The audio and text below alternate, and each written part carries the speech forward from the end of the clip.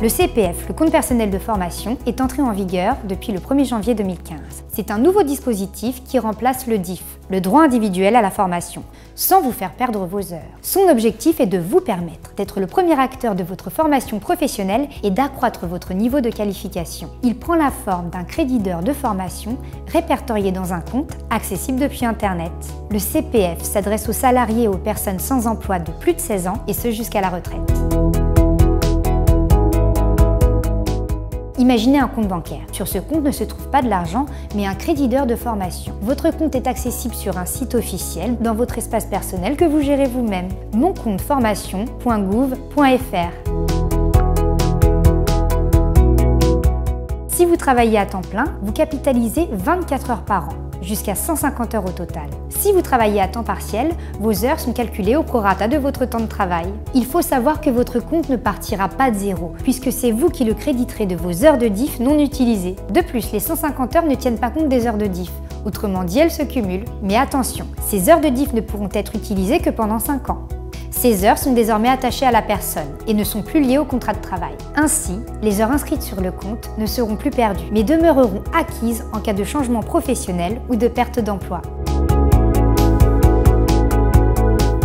Vous pourrez utiliser vos heures pour des formations dites éligibles. Ces formations vous permettent d'acquérir une qualification, des connaissances de base ou d'être accompagné par la VAE, validation des acquis de l'expérience. La liste des formations éligibles est accessible sur le site internet moncompteformation.gouv.fr. C'est vous qui prenez l'initiative de son utilisation pour concrétiser votre projet de formation. Vous aurez néanmoins besoin de l'autorisation de votre employeur si la formation est suivie en tout ou partie pendant votre temps de travail. Dans d'autres cas, non. À savoir, si la formation se déroule en dehors de votre temps de travail, si elle vise l'acquisition du socle de connaissances et de compétences, ou lorsqu'elle fait suite à un versement complémentaire de 100 heures. Notez que vous pouvez utiliser votre CPF pour compléter le financement du CIF, le congé individuel de formation. Le CPF peut faire l'objet de versements complémentaires en heures, on les appelle des abondements. Ces heures peuvent être financées par votre employeur, vous-même, un OPCA, organisme paritaire collecteur agréé et d'autres organisations.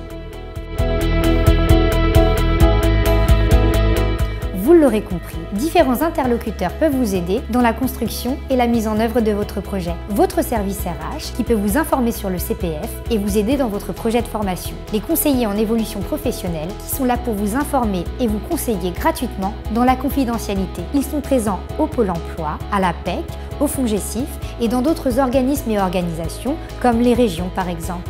Donc vous l'aurez compris, le CPF, c'est un crédit d'heures de formation, des heures qui vous sont propres et non plus attachées à votre contrat de travail, différentes personnes et sources de financement qui peuvent vous aider afin que vous soyez le premier acteur dans l'évolution de votre formation professionnelle.